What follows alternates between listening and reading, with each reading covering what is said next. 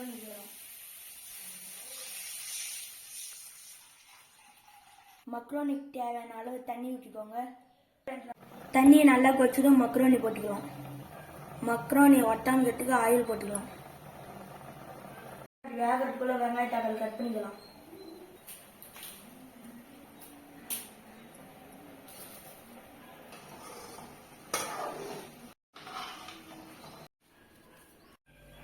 Friends பாண்டில் வச்சுக்கலாம். வாங்க ஃப்ரெண்ட்ஸ் தேவையான அளவு எண்ணெய் ஊற்றிக்கலாம். வச்சு கடுகு போட்டுக்கலாம். கருவேப்பிலை போட்டுக்கலாம். வாங்க வெங்காயம் போட்டுக்கலாம். சால்ட் போட்டுக்கலாம். 1/2 டேபிள் ஸ்பூன் மிளகா போட்டுக்கலாம்.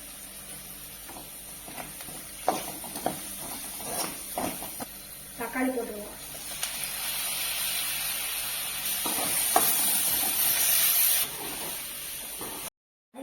வாங்க மக்ரோனி கொடுத்துக்கலாம்.